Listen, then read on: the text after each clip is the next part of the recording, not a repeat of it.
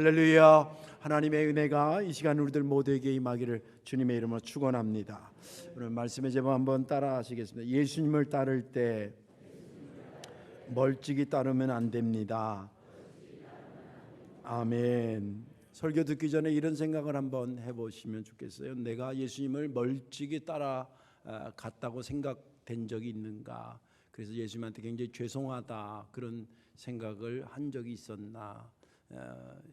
없었으면 할렐루야고요. 있었으면 오늘 말씀을 들으면 은혜가 되리라 생각이 듭니다. 저번 교회 있을 때 교회를 건축하고 주변에 쌍용 아파트가 500세대가 입주해서 이제 교인들이 한 명씩 등록하고 그랬습니다. 어떤 집사님이 이제 그쪽으로 이사 와서 저희 교회에 등록했는데 믿음이 참 예뻐서 수요일 저녁도 왔습니다. 몇 개월 이렇게 혼자 오더니 어느 날은 다른 분을 같이 다른 집사님을 모시고 왔어요. 물어보니까 그분은 본 교회는 다른 데 있는데 주중에 너무 멀어서 거기까지는 못 가니까 동네에 수요일 예배라도 좀 갔으면 좋겠다. 우리 교인들 같아요, 그죠? 대답을 안 해. 아무튼 그래서 왔어요. 와서 이제 예배를 이렇게 드리는데 너무 예쁜 거예요, 그죠? 다른 교회도 아니고, 자기네 교회도 아니고 다른 교회인데 그렇게 수요일 진짜 빠지지 않고 꼬박꼬박 왔어요. 그렇게 한 1년 정도 이렇게 수요일 저녁에 오다가 어느 날 수요일 저녁 예배 마치고 나가려는데 안 가고 기다리더라고요. 친구 그 집사님하고 우리 교회 집사님하고. 그래서 오전냐 그랬더니 그 친구 데리고 온 그 친구 집사님 남편이 에어컨 기술자인데 베트남의 호치민 쪽에 이제 그 사업을 확장하기 위해서 그쪽으로 이민을 가게 됐다는 거예요. 그래서 아유 그러시냐고 너무 마음이 안 됐네. 친해지려니 가신다고. 그러면서 제가 뭐라 그랬어요? 가서 신앙생활 잘하세요. 그리고 보냈습니다. 내가 보낸 게 아니라 이제 가셨어요. 그리고 이제 세월이 한참 지나서 저 잊어버렸죠. 잊어버리다가 제가 베트남에 이제 그 유재철 선교사를 통해서 이제 그 신학교 뭐 강의할 게 있어가지고 가게 된다고 주일날 이제 광고 때 이만저에서 이번 주에는 제가 베트남에 갑니다. 이랬더니 예배 끝나고 우리 집사님이 목사님 베트남 가면 제 친구 거기 주소가 이거고 전화번호 이러니까 한번 꼭 전화해서 안부 좀 전해달라고 그러더라고요. 그래서 알겠다고 해서 이제 가서 그 선교사한테 그 주소를 보여주니까 이렇게 보더니 자기가 있는 데랑 거리가 얼마 안 먼 데래요. 저는 이제 모르죠, 주소가 어떻게 되는지. 그래서 이제 전화를 했더니 전화를 받더라고요. 그래서 이렇게 했더니 금방 알아듣. 그게 한 1년 정도 지난 건데. 근데 목사님 여기까지 왔는데 자기가 식사 대접을 꼭 하겠다고. 다른 교회 목사인데 세상에. 식사 대접을 꼭 하겠다 그런 거예요. 그래서 이제 갔어요. 선교사랑 셋이서 이렇게 만났는데 제가 처음에 뭐라고 물어봤겠어요? 신앙생활 잘 하세요? 이렇게 물어봤겠죠. 좀 꼬더라고. 항상 꽈배기를 꼬면 뭐가 문제가 있는 거예요. 꽈배기를. 그래서 사실은 목사님한테 간증할 게 있어요. 그래. 왜 그러냐니까 여러분 생각해 보세요. 다른 동네 자기네 본교가 먼데 자기네 동네에 수요일 예배 정도로 갈 정도의 믿음이면 본교에서 열심히 얼마나 했겠어요. 뭐 교회 학교도 하고 뭐 찬양대도 하고 여러 가지 하신 것 같아요. 자세한 모르겠는데 그러다가 이제 호치민에 와서 장로교 한인교회에 등록했대요. 등록하니까 너무 편하더래. 뭐 하면 되니까 예배만 드리면 되니까. 그래가지고 너무 편하다 그랬는데 그 한인교회에서 이제 마침 여름 성경학교를 하게 돼가지고 여름 성경학교는 보조 교사들이 많이 필요하잖아요. 그 담임 목사님이 집사님 한국에 계실 때 교회학교 교사 좀 했었냐 그러니까 뭐라고 대답해야 돼? 네 그래야 되는데 네 그렇게 하는 순간 다음 주부터 와서 교사해라 뭐해라 막 꼬이니까 안 했습니다 이런 거예요. 그러시냐고. 아니 우리 여름 성경 가는데 교사들이 좀 필요해서 해줬으면 좀 도와달라 그러려고 알겠습니다. 그리고 이제 헤어진 거예요.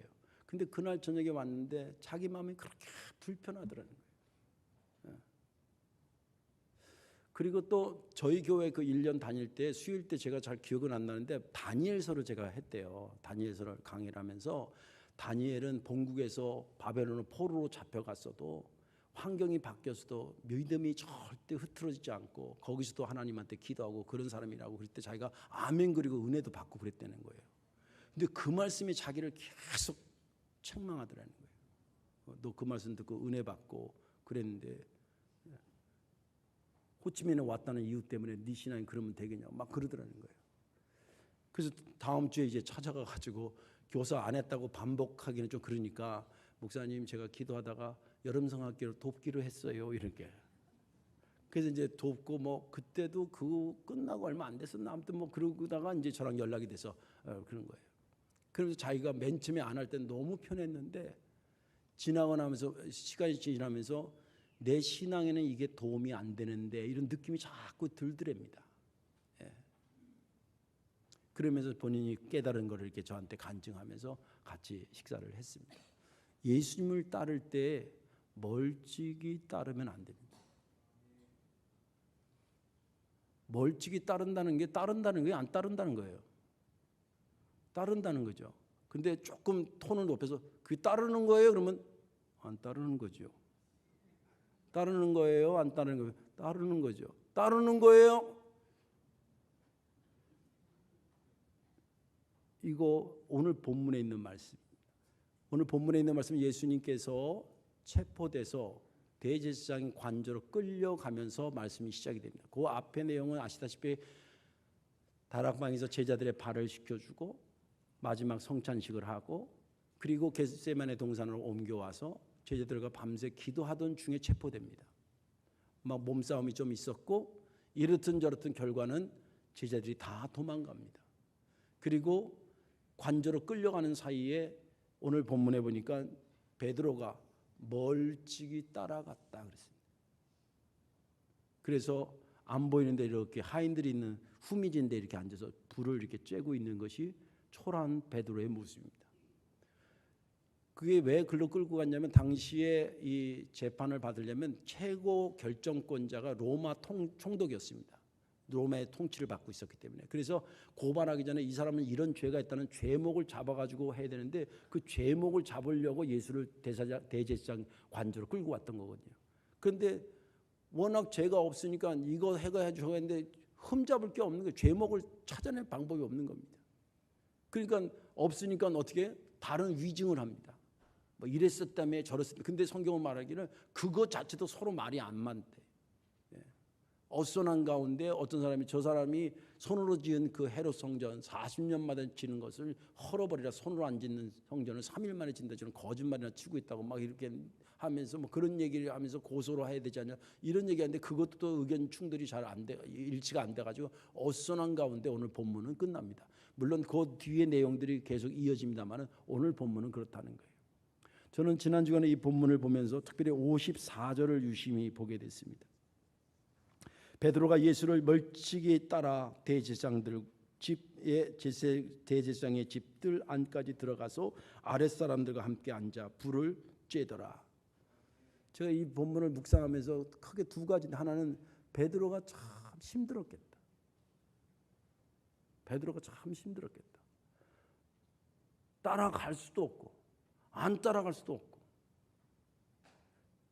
심지어는 나중에 베드로의 마음이 이해까지 되더라고요. 근데 조금 더 깊이 묵상하니까 여러분들 이해가 되는 거하고 그 행동이 옳은 것은 다르잖아요. 그죠? 많은 아쉬움이 남았습니다. 그리고 또 한편으로 어떤 생각을 해봤냐면 예수님의 마음은 어땠을까? 이렇든 저렇든 그래도 3년 동안 장신이 먹이고 같이 말씀을 증거하고 기적도 보여주시고 그랬던 제자들이 결정적 때 다 도망가요. 12명 중에 하나는 팔아먹으러 가고 나머지 10명은 도망가고 그나마 일말에 조금 책임감을 느끼니 베드로가 따라오긴 따라오는데 저기 멀찍이서 따라오는 걸 보는 거예요. 그때 주님 이것을 생각할 때 저도 그게 참 마음이 불편하더라고요. 그 마음이 어땠을까? 오늘 말씀 여러분들 받으시고 은혜 받으시고 저도 좀 은혜 받고요. 주님과 어차피 주님을 따르는데 멀찌감치서 따르는 것도 아니고 안 따르는 것도 아니고 그렇게 가는 게 아니라 바짝 따라붙어서 따르는 그런 신앙의 모습이 갖춰지시기를 주님의 이름으로 축원합니다. 자, 그러면 예수님을 가까이 따르려면 어떻게 해야 되느냐? 이런 생각을 하셔야 돼요. 첫째는 예수님은 멀찍이 따라가도 되는 분일까를 깊이 묵상하세요. 다시 말씀드릴게요. 어떻게 하면 주님을 가까이 따를 수 있을까를 할 때 물론 방법론적인 것이지만 어떤 액션이라기보다는 예수님은 멀찍이 따라가도 괜찮은 분인가를 한번 생각해 보자는 거예요. 두 가지 관점에서 그건 아닌 거예요. 그 첫째는 베드로의 예수님과의 관계에서 한번 우리가 접근해 가려고 그러고, 하나는 예수님이 흠없고 진리이신 그분을 그렇게 멀리 해야 되는가, 그 두 관점을 잠깐 살펴보려고. 먼저 54절을 다시 한번 읽을게요. 베드로가 예수를 멀찍이 따라 대제사장 집들 안에까지 들어가서 아랫사람들과 함께 앉아 불을 쬐더라. 이 54절을 보면 얼른 드는 생각에, 세상에 베드로가 그래도 예수님을 그렇게 멀찍이 따라가고 그러면 되겠나, 죽을 때 죽더라도 옆에 바짝 따라 붙어야 되지 않겠나, 그런 생각은 문득 듭니다. 저도 그랬으니 그런 생각이 들더라고요. 여러분들은 안 들지 모르지만 저는 그 말씀을 듣는데 딱 맨 처음에 세상에 딴 사람도 아니고 베드로라면 멀찍이 따라가는 게 아니라 가까이 따라가야지 생각이 팍 나더라는 거예요. 근데 그게 왜 그런 생각이 드냐면, 우리가 베드로에 대한 정보를 다 어디섰냐면 성경에서 얻잖아요. 사복음서였는데 사복음서 예수님이 베드로를 어떻게 생각했냐면 상당히 신뢰했어요. 어떻게 보면 특별히 더 아꼈는지도 몰라요. 그래서 12명의 조직을 보면 12명의 조직이 있었고, 제자들 중에서 또 3명으로 압축할 때 그 3명이 있었어요. 그리고 그 밑에 70명의 제자들도 있고 그랬습니다만은, 아무튼 예수님이 베드로를 그렇게 여벌로 생각한 사람이 아니에요. 그리고 베드로가 너 난 누구라 그러냐니까 주는 그리스도시요 살아계신 하나님의 아들입니다 그럴 때 막 얼마나 칭찬했는지 몰라요. 그러면서 네 믿음의 반석에 내 교회를 세울 거야. 네가 땅에서 매면 하늘에서 매이고 네가 땅에서 풀면 하늘에서 풀 거야. 마치 흔한 말로 천국 열쇠를 내가 너한테 줄게. 그 정도로 축복하고, 심지어는 예수님이 부활하셔가지고 베드로가 이릅니다. 이제 모든 게 다 끝났어. 물고기나 잡으면서 먹고 살아야지. 그리고 갈릴리 호수로 갔을 때 거기까지 찾아가신 분이 예수님이에요. 누구한테? 베드로에게.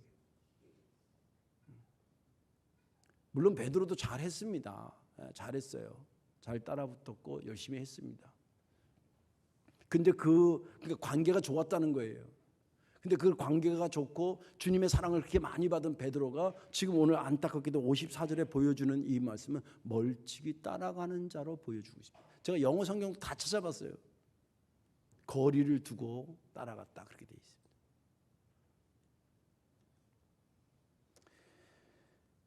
주님으로부터 받은 사랑을 생각해도 그렇고 주님과의 관계를 생각해도 그렇고 베드로는 그러면 안 될 사람이었습니다. 어떤 일이 있더라도 그런 아쉬움이 있다는 거예요. 그런데 여기서 우리가 놓쳐서는 안 되는 아주 중요한 생각이 하나 있습니다. 그것은 뭐냐면 그렇다면 나는 예수님한테 베드로보다 사랑을 덜 받았을까라는 거예요. 결론부터 말하자면 베드로보다 여러분들이 사랑을 더 받았으면 더 받았지 덜 받은 사람들이 아니라는 거예요. 제가 이런 설교하면 목사님 어떻게 뻥을 쳐도 그렇게 쳐요. 우리가 베드로보다 어떻게 더 사랑을 받아요. 겸손한 걸로 내가 받아들이지만 팩트는 틀린 거예요. 제가 설명을 하게 크게 두 가지로. 하나는 베드로가 예수님의 사랑을 많이 받았다 할 때 가장 많이 인용된 게 뭐냐면 네 믿음의 반석 위에 내 교회를 세우라. 네가 여기서 매면 하늘에서 매고 네가 여기서 풀면 하늘에서 풀리다. 그것을 그대로 가져가서 천주교에서는 그 말씀을 가지고 교황 수위권이라 그래요.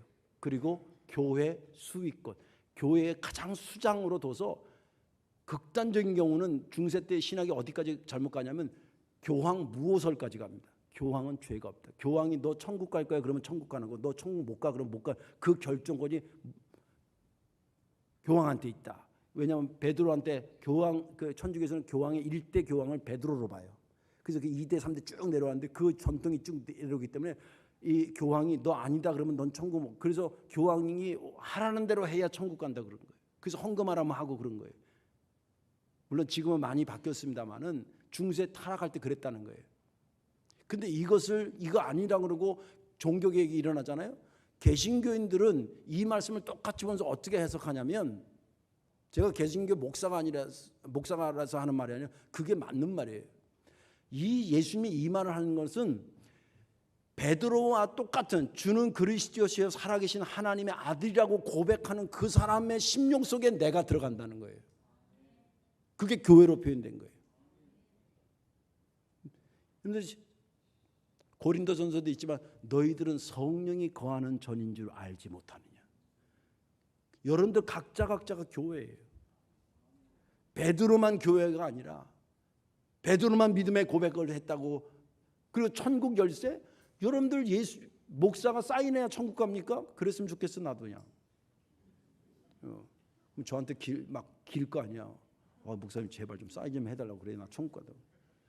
근데 성경이 그렇게 얘기하는데 여러분 믿음으로 가는 거예요. 할렐루야. 예, 사랑 받은 거예요, 안 받은 거예요? 베드로만큼 사랑 덜 받은 거예요? 또 한 가지 잘 들으세요. 베드로는 그래도요 여기 지금 멀찍이 따라갔지만 예수님 따를 때 어떻게 한 줄 알아요? 전 재산을 버리고 다 드리고 따른 사람이에요. 오늘도 죄송합니다. 우리 김문재 성도님 우리 교회 등록에 너무 감사한데 여기에 집문서를 첨가하셔야 돼요. 통장 사본도 좀 넣으시고.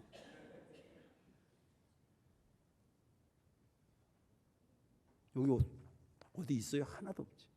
왜 안 하는 거예요? 하나님이 원하지 않으니까 안 하는 거예요. 이 잘 들으세요.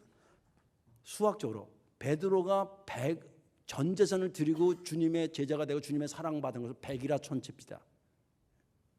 그런데 우리는 전 재산을 드려서 예수님 믿게 된 게 아니라 조금 재산을 드리고 예수를 믿었어요. 그러면 이만큼 덜 드렸는데 베드로만큼 사랑을 받아. 베드로가 사랑 더 받은 거예요? 내가 더 받은 거예요? 초등학교 때 산수를 못했구나. 아니 베드로는 이만큼 드려서 이만큼 받았는데 나는 요만큼 드려서 이만큼 받았다니까요. 누가 더 많이 받은 거예요? 내가 훨씬 더 받은 거예요.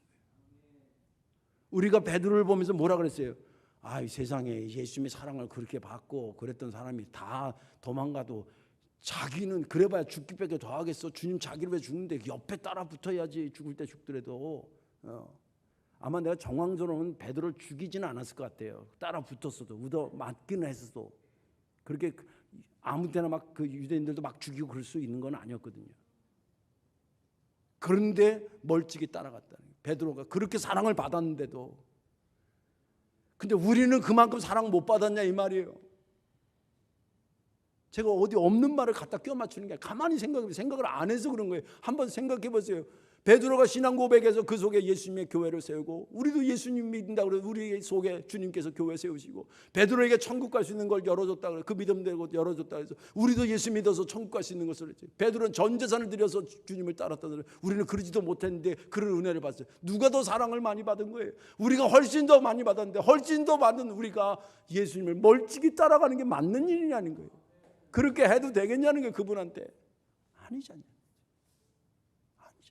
저는 여러분들 책망하려고 그러는 것도 아니고 제가 이거 스스로 얼마나 부끄럽게 이 말씀을 읽었는지 몰라요. 그래서 전하는 겁니다. 우리 예수님 우리에게 그렇게 사랑하시고 우리에게 그런 좋은 관계 당신께서 모든 것을 주신 그분을 우리는 멀찍이 따라가도 되느냐라고 할 때 퀘스천이라는 거예요. 그러면 안 된다. 인간관계도 그렇잖아요. 인간관계. 우리가 이렇든 저렇든 부모님한테 효도해야 된다는 얘기를 왜 하는 겁니까? 우리가 모르는 그분들의 땀과 눈물을 알거든. 내가 봤다고 하는 게 아니라 못 봤을 때 흘렸을 땀이 더 훨씬 많죠. 이 사람 인지 발달 그 에릭슨의 성장 발달 심리학 가면요. 인지가 4살 밑에는 무의식에 있고 자기가 인지하는 건 빨라야 4살이 그 이전에는 몰라요. 다 몰라요. 여러분 3살 때 기억나요? 2살 때 기억나요? 없잖아요. 근데 그때 누가 도와줬을까요? 안 도와줬을까요? 도와줬을까요? 누가 도와줬어요? 여러분도 어머니 아버지가 도와준 거지. 봐야 보는 거예요? 그런 거지. 주님께서 베드로에게 세상이 그렇게 했는데 베드로가 그러면 안 되지 않냐고 하는 거를 우리한테 적용하면 우리 더 많이 받은 사람들. 우리 진짜 그러면 안 되는 거지. 오늘 본문이 우리에게 말해줘요. 그래서 주님을 잘 따르려면 주님이 나를 위해서 내가 주님을 그만큼 거리를 두고 따라갈 그런 취급을 받을 분이신가를 생각해 보자는 거예요. 아니라는 거예요. 또 한 가지는 뭐냐면 아까 2가지 관점이라 했죠. 하나는 그분은 흠없고 진리입니다. 성경에 계속 말하는 게 악은 버리고 선은 가까이 하라 그래요. 주님이 선한 겁니다. 오늘 여기 본문에도 보면요, 55절과 57절에 보면 막 그 죄를 찾아보려고 애쓰고 있는 게 있어요. 55절, 대제사장들과 온 공회가 예수를 죽이려고 그를 칠 증거를 찾되 얻지 못하여. 57절, 어떤 사람이 일어나 예수를 쳐서 거짓 증언을 하여 이르되. 그러니까 예수님한테 뭘 흠잡아가지고 고소를 해야 되는데, 그것도 사형시킬 만한 걸 잡아야 되는데요, 아무리 찾아봐도 없는 거예요. 없을 수밖에 없지 세상에. 그분은 영적으로나 윤리나 도덕적인 차원이나 사회법적으로 죄가 없으신 분이고, 그리고 더더군다나 사형을 집행받을 만한 그런 죄가 전혀 없던 분이에요. 그러니까 찾으려고도 찾을 수가 없는 거예요. 그러니까 결국 하는 말이 신성모독이다. 로마 행정관의 총독의 입장에서 볼 때는 신성모독이는 배지도 않는 죄예요. 우리로 말하자면 주일날 교회 안 왔다고 데리고 경찰서에 고소를 하면 경찰관이 뭐라 그랬어요? 아줌마 미쳤어요? 주일날 교회 그거 이거 사회법하고 뭔 상관이 있어요? 이럴 거 아니에요. 주님 법을 찾아봤는데 아무것도 없어요. 그렇지, 흠없는 분이니까. 그분은 진리니까. 여러분들 삶을 진리에 가까이 가십시오. 그러면 여러분들도 진리 가운데 거하게 되는 거예요. 비진리 가운데 접하지 마시고 그 냄새 나는 사람이 되는 거예요. 그래서 우리가 주님의 베드로와의 관계를 보더라도 그렇고, 또 흠없고 진리라는 관점에서 그분을 멀리할 수 있는 분이니까 아니라는 거예요. 이제 마지막으로 예수님을 가까이 따르려면 어떻게 해야 되는가? 두 번째는 뭐냐면 예수님은 우리에게 거리를 둔 적이 없는 분이라는 것을 믿으시기 바랍니다. 예수님은 우리를 거리를 둔 적이 없어요. 성경에 보면 예수님의 이런 거리를 둔다는 차원에서 주님께서 우리에게 하신 말씀은 크게 두 가지. 하나는 내가 너에게 가리라, 내가 너희에게로 오리라, 또 너희는 내게로 와라. 이게 거리로 말하자면 좁힌다는 거예요, 넓힌다는 거예요? 좁힌다는 거예요. 주님께서 이 땅에 오셨어요. 근데 인간으로 오셨어요. 하나님이신 그분이 우리하고 가장 가까워지는 건 뭐냐면 인간처럼 되는 게 아니라 인간이 되시는 거예요. 물론 이건 구원론적으로 인간의 죄를 사하기 위해서 인간이 되신 것이 구원론적으로 해석해야 될 부분이지만, 오늘 거리의 관점에서 본다면 예수님은 적당한 거리 앞에 오거나 어느 정도 멀리 와 계신 분이 아니라 우리 가운데 계시고 우리 안에 들어왔다, 이것처럼 가까이 있는 게 어디 있어요? 여러분들 딸하고 아들하고 여러분들 거리가 얼마나 되는 것 같아요? 5m예요? 10m예요? 아유, 우리 아들하고는 거리가 없죠. 왜? 내 속에 있으니까요. 하나님이 인간의 모습으로 인간으로 오셨다고 하는 것은 거리를 친다면 그냥 가장 가까운 거리에 왔다는 거예요. 이게 초대교회 때 이단 중에 하나가 뭐냐면, 어떻게 신이 인간이 되냐, 인간처럼 보였을 거다, 가짜로 현현했다 해서 가현설이라고 그래요. 근데 그게 공회에서, 기독교 공회에서 이단으로 나중에 규정이 돼요. 예수님은 인간처럼 온 게 아니라 인간이 되신 거예요. 거리를 치면 그 정도 가까이 온, 더 이상 어떻게 가까워해? 하나님이 인간이 되셨다는데. 또 그분이 하신 말씀을 보면, 하신 말씀은 오래는 거예요. 다 오래는 거예요. 제가 좋아하는 말씀 중에 수고하고 무거운 짐진 자다 다 내게로 오라니, 그 다 안에 별의별 게 다 포함되어 있잖아요. 여자냐 남자냐 가리지 않겠다는 거고, 부자냐 가난한 자 가리지 않겠다는 거고, 건강하냐 아픈 자 가리지 않겠다는 거고, 예. 누구든지 다 오라는 거예요. 누구든지 다. 예. 우리나라는 그래도 이게 잔치 문화가요, 우리는 그래도 좀 후덕해요. 뭐 누구나 와 그러잖아요. 근데 유럽 같은 데 가서 보니까 결혼식 한다, 딸이 초청장을 보내요. 1년 번호를 다 매겨. 근데 만약에 혹시 누가 안 받은 사람이 소식을 들었는데 나 갈까? 그러면 너 초청장 왔어? 안 왔는데 너 못 가 그래요. 그러니까 100명 딱 초청했으면 100명만 딱 와. 가다가 친구 만나, 야 가자 그래서 데려가서 못 들어간대요. 우리 주님은 그런 분이 아니에요. 목양실에 언제든지 오세요. 여러분들도 필요하면 언제든지 오세요. 제 전화번호 다 있고 제 4층에 있어요. 목양실에. 두드리기만 하면 열려 있으면. 예수님 닮아 그런 거예요. 근데 안 가도 예수님의 말씀만 들어도 좋지 않아요? 다 오래는 세상에 그런 넓은 가슴이 어디 있어요? 이 거리로 말하면 거리를 좁히겠다는 거예요, 넓히겠다는 거예요, 좁히겠다는 거예요. 내가 너하고 거리를 넓힐 필요가 뭐가 있냐는 거예요. 예. 그 말씀이 얼마나 감사하냔 말이에요. 예. 주님은 아까도 얘기한 내가 너한테 오겠다, 또 너 내게로 오라, 이 말씀을 보면 우리를 한 번도 너 저쪽으로 가서 밀쳐넣거나 거리를 두거나 그런 분이 아니에요. 그런 은혜를 받은 우리가 그분을 거리를 두고 보면 되겠냐 이 말이에요. 그분이 우리한테 거리를 두지 않는데 우리가 그분을 거리 두고 그러면 안 되지 않냐는 거예요. 시편 73편 28절에 이렇게 기록되어 있습니다. 하나님께 가까이 함이 내게 복이라. 내가 주 여호와를 나의 피난처로 삼아 주의 모든 행적을 전파하리이다. 하나님께 가까이 하는 게 복이라잖아요. 부를 때에 가까이 가는 게 복이라는 거지. 멀찍이 떨어지고, 가끔 좀 어떤 교인들은 아니지만 이런 분 얘기하는 얘기도 들었어요. 교회도 적당히 다녀. 적당이라는 게 누가 기준 세운 거예요? 지금 멀찍이 떨어져 지금 따라가는 거, 그 멀찍이 떨어져야 되겠다는 것은 누가 기준 세운 거예요? 주님이 세운 거예요? 베드로 스스로가 세운 거예요? 적당히, 뭐가 적당이라는 거예요? 어디 성경에 적당히 믿으라는 게 어디 있어요? 여러분들 계시록이 더 뜨겁든지 차갑든지 하라고 한 거는 저도 버거운 말씀이에요. 목사 하려면 제대로 해, 이 말 아니에요. 제대로 하려고 정말 바쁜 거예요.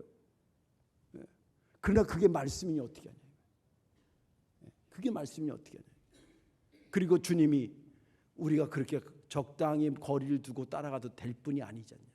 또 그분은 우리한테 그렇게 해본 적이 없잖아요. 이제 말씀을 정리하려고 합니다.